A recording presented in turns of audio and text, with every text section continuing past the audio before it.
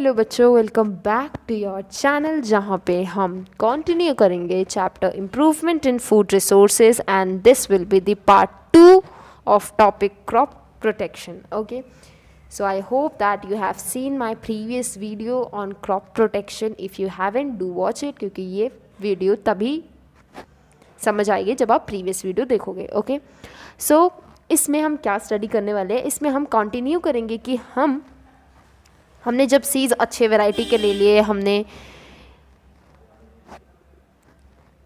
Nutrients अच्छे से दिए हैं, फर्टिलाइजिंग अच्छे से करी है, प्रोटेक्शन अच्छे से करी है, मैनेजिंग अच्छे से करी है क्रॉप्स की. ठीक है, हमने क्रॉपिंग पैटर्न्स लगाए हैं, वीड्स नहीं आने दिए हैं, फर्टिलाइजर्स नहीं ज़्यादा डाले हैं. ठीक है, इंसेक्ट्स और पेस्ट रेजिस्टेंस रखा है हमने क्रॉप को. ठीक है, then now the time is कि हम क्रॉप्स को कैसे प्रोटेक्टेड रखें फ्रॉम द मॉइस्चर और एबायोटिक और बायोटिक फैक्टर्स. ठीक है, मतलब कि स्टोरेजिंग एक प्रॉपर कैसे टेक्निक से करें. ठीक है, तो उसके बारे में हम स्टडी करेंगे. Okay, so let's get started. Protection during the storage against biotic and abiotic factors. Biotic और एबायोटिक फैक्टर्स में क्या आते हैं? बायोटिक फैक्टर्स में आते हैं जैसे प्लांट्स और एनिमल्स. ठीक है, और एबायोटिक फैक्टर्स में आपके सॉइल, सनलाइट, टेम्परेचर, ये सब आते हैं. ओके, अब आप देखो, इसमें हम 3 चीज़ें पढ़ेंगे: factors, effects and preventions. Okay, factors, effects and preventions. Factors में हम 2 चीज़ें पढ़ते हैं: biotic and abiotic component, that I have told you. Effects, preventions में हम पढ़ते हैं बिफोर स्टोरेजिंग कैसे प्रिवेंशन करनी चाहिए और आफ्टर स्टोरेजिंग द ग्रेन्स कैसे प्रिवेंशन करनी चाहिए. स्टोरेज ऑफ ग्रेन्स में फैक्टर्स जो आते हैं उसमें बायोटिक और एबायोटिक कंपोनेंट्स आते हैं, जिसमें बायोटिक कंपोनेंट्स में क्या आते हैं, जैसे कि आपके इंसेक्ट्स, फंजाई, बैक्टीरिया, मिल्ट्स जिसे हम बोलते हैं, जो ग्रेन्स पे लग जाती हैं. ठीक है, उनसे प्रिवेंट करके रखना. ठीक है, बर्ड्स और रॉडेंट्स, चूहों से भी प्रिवेंशन करना बहुत ज़रूरी है. ठीक है, एंजाइमेटिक एक्शन से भी प्रिवेंशन करना ज़रूरी है. ठीक है, अगर आपने ज़्यादा मॉइस्चर में रख दिया ग्रेन्स को तो भी ख़राब हो जाएंगे, ज़्यादा आपने सूखे में रख दिया तो भी ख़राब हो जाएंगे आपके ग्रेन्स. एबायोटिक कंपोनेंट में क्या आता है? आपका मॉइस्चर कंटेंट कम से कम होना चाहिए. ठीक है, ज़्यादा से ज़्यादा मॉइस्चर कंटेंट रखोगे तो फिर आपकी ग्रेन्स ख़राब हो जाएंगे. ठीक है, ह्यूमिडिटी इन द एयर में अगर ह्यूमिडिटी ज़्यादा है, बारिश बहुत हो रखी है, तो भी आपकी ग्रेन्स ख़राब हो जाएंगे. ठीक है, high temperature, if you have given lot of high temperature, ज़्यादा गर्मी हो रखी है, तब भी ख़राब हो जाते हैं हमारे ग्रेन्स. और आपने किस कंटेनर में स्टोरेजिंग करी है ग्रेन्स की, उस पर भी डिपेंड करता है. ठीक है, एयर टाइट चेम्बर्स में हम स्टोरेजिंग करते हैं. रीज़न यही है ताकि जल्दी से ज़्यादा टेम्परेचर ना जाए उस कंटेनर में, या फिर मॉइस्चर ना जाए, या फिर ह्यूमिडिटी का ज़्यादा फर्क ना पड़े. ठीक है, so air tight container is essential. Okay, so these are factors, biotic and abiotic factors. Okay, no what are the effects? अगर आपने स्टोरेजिंग प्रॉपर नहीं करी है तो क्या क्या इफेक्ट्स आपको फेस करने पड़ेंगे? पहला, डीकलराइजेशन ऑफ द सीड्स की कलर क्या हो जाएंगे? डीकलराइज करने लग जाएंगे.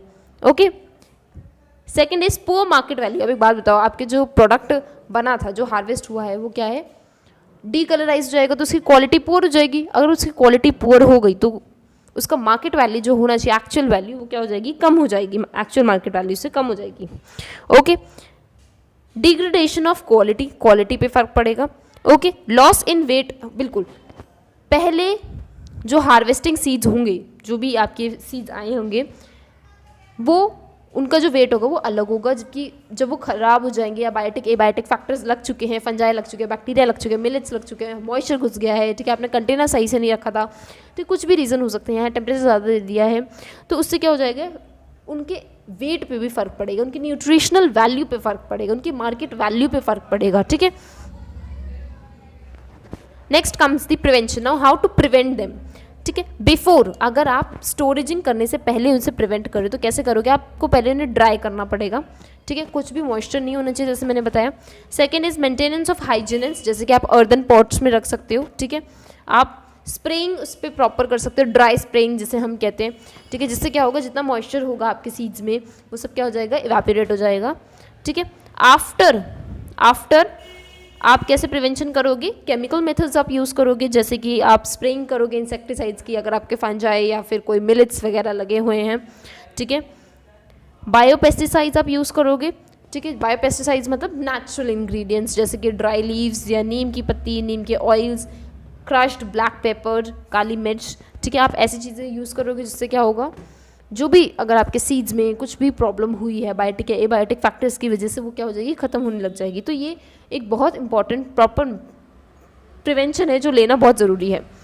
ओके, नेक्स्ट जो हम पढ़ेंगे topic in the next session that is plant diseases. Plant diseases आखिर क्या होते हैं, लेकिन मैं थोड़ा सा आपको ग्लांस दूंगी। प्लांट डिजीजेस क्या होती हैं, again if you have seen my video on why do we fall ill, मैंने आपको बताया था व्हाट आर पैथोजेंस, ठीक है। मैं फिर से बताऊंगी पैथोजेंस क्या होता है। पैथोजन ऐसे कोई भी माइक्रो ऑर्गेनिज्म जो क्या हो, डिजीज़ कॉजिंग हो, डिजीज़ देते हों, ठीक है। It can be present outside the environment, it can live inside the host body also, ठीक है। so disease causing organism, ठीक है, are known as pathogen. They can be bacteria, they can be fungi, they can be protozoans, and number of pathogens are present in the nature, okay। but most common in the plant we study of 4 types of plant diseases, that is seed borne diseases जो seeds को खराब करते हैं,